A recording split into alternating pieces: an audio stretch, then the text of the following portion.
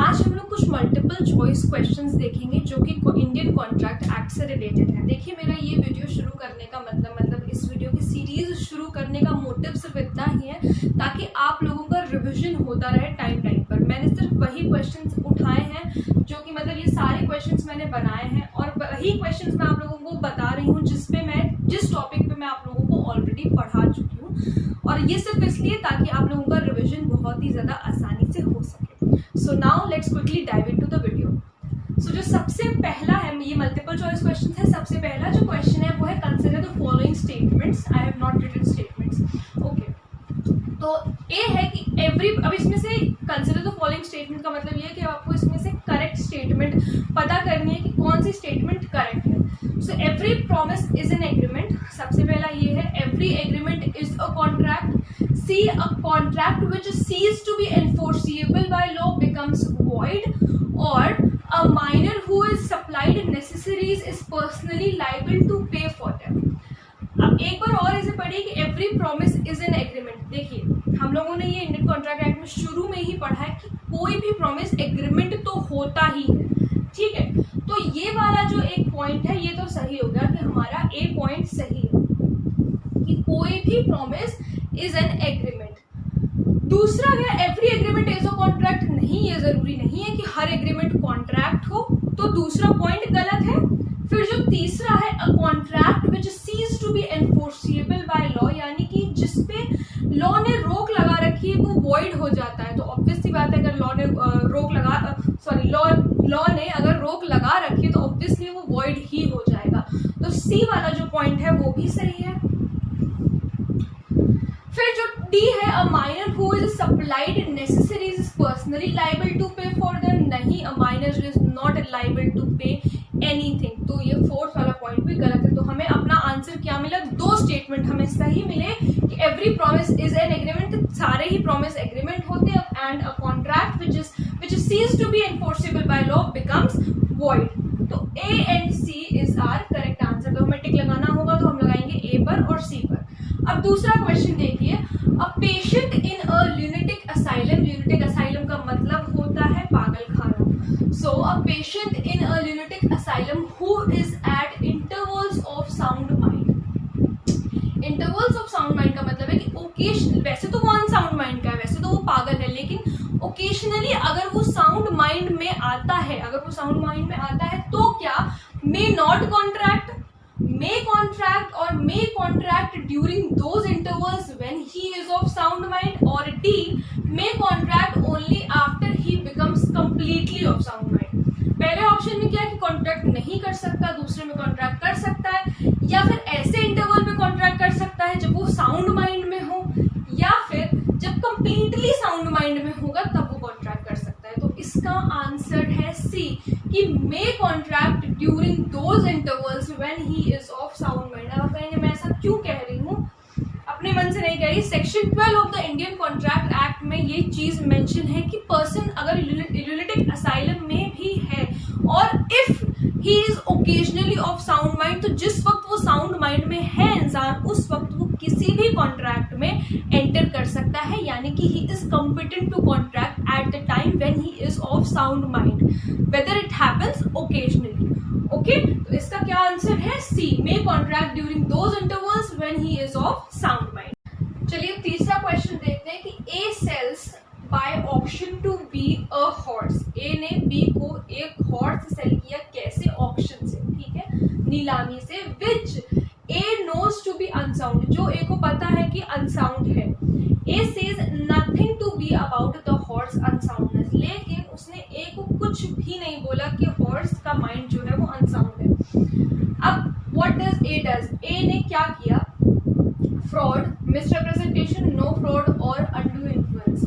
Fraud किया, misrepresentation किया, कोई फ्रॉड नहीं था, या अनड्यू इन्फ्लुएंस, तो कोई फ्रॉड नहीं था। ए डज नो फ्रॉड हियर, तो जो इसका करेक्ट आंसर है वो है सी।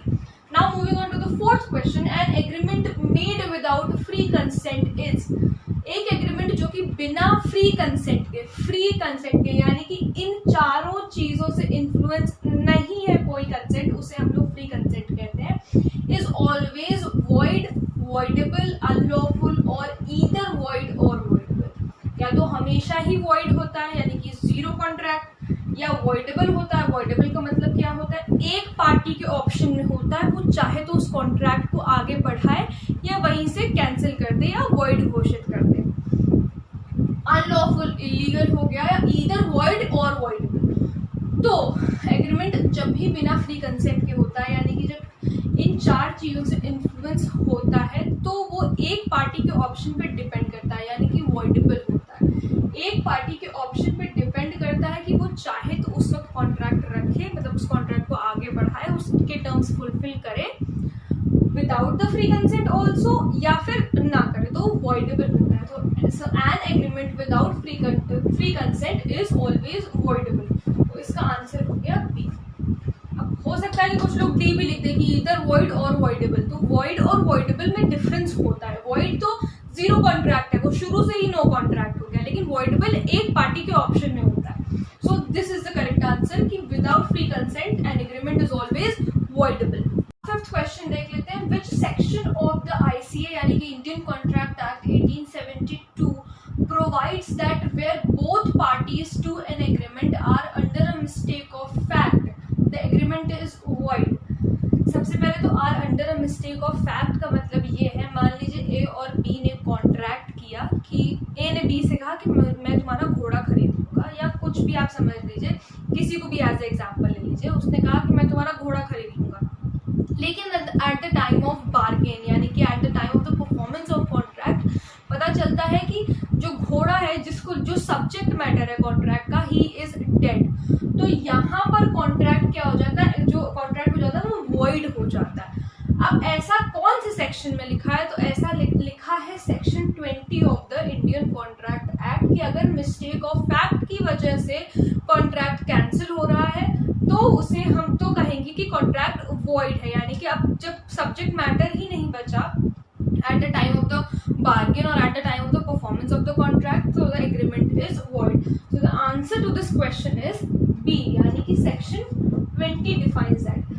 अब देखिए यही क्वेश्चन इस तरीके से भी पूछा जा सकता है कि where both the parties to an agreement under a mistake of fact, दोनों ही parties under a mistake of fact essential to the agreement is, फिर वही बात है, the agreement is void। तो voidable at the option of the sufferer, illegal, void और not enforceable in court, तो void। जब at the time of the, फिर से मैं कह रही हूँ, at the time of the performance of the contract subject matter ही खत्म हो गया, हॉर्स को बेचने की बात थी, he was dead, तो खत्म। मान लीजिए A ने B से प्रॉमिस किया था कि वो उससे शादी करेगा, लेकिन शादी वाले दिन या उससे पहले, परफॉर्मेंस ऑफ कॉन्ट्रैक्ट से पहले, मतलब जिस दिन कॉन्ट्रैक्ट का परफॉर्मेंस होना है उससे पहले या उसी दिन उसकी डेथ हो गई। जिसने शादी के लिए प्रॉमिस किया था, ए ने शादी के लिए प्रॉमिस किया था, ए की डेथ हो गई, तो कॉन्ट्रैक्ट वॉइड हो गया। वही चीज है कि मिस्टेक ऑफ फैक्ट जब होता है तो एग्रीमेंट वॉइड हो जाता है दोनों पार्टीज की तरफ से। So the agreement is void. तो इसका क्या आंसर है, एग्रीमेंट इज वॉइड। इसका भी आंसर सी है, नहीं इसका आंसर सी है, उसका आंसर बी है। अब seventh question, a promise made without the intention to perform it. एक ऐसा प्रॉमिस किया गया जिसको निभाने की कोई इंटेंशन नहीं है, कोई धारणा नहीं है, तो बहुत ही ज्यादा आसान है। ऑप्शन देख लेते हैं, मिसरिप्रेजेंटेशन, अनड्यू इन्फ्लुएंस, फ्रॉड या फिर कॉर्शन। तो क्या आंसर है, फ्रॉड। जब कोई इंटेंशन ही नहीं है प्रॉमिस को परफॉर्म करने की, तो अगर फिर भी किसी ने वो प्रॉमिस कर लिया तो हम कहेंगे कि उसने फ्रॉड किया है। तो इसका जो आंसर है वो है C. Now the 8th question, which one of and the last question, which one of the following sections of the ICA 1872 Indian Contract Act 1872 relates the rule no consent no agreement। ध्यान से question को पढ़िएगा, relates the rule no consent no agreement, relate कौन से section से कर रहा है ये। तो ऑप्शन है हमारे सेक्शन 13, सेक्शन 21, सेक्शन 20, सेक्शन 22। बहुत आसान है सेक्शन 13, क्योंकि सेक्शन 13 में कंसेंट डिफाइंड है कि कंसेंट क्या होता है इंडियन कॉन्ट्रैक्ट एक्ट में। बाकी की जो 3 सेक्शंस हैं ये सारे मैटर ऑफ फैक्ट या मिस्टेक ऑफ फैक्ट से रिलेट करते हैं। सिर्फ सेक्शन 13 में कंसेंट डिफाइंड है। तो क्या पूछा है कि which section of ICA relates the rule that no consent no agreement। by consent नहीं होगा तो एग्रीमेंट नहीं हो ए, दैट इज सेक्शन 13.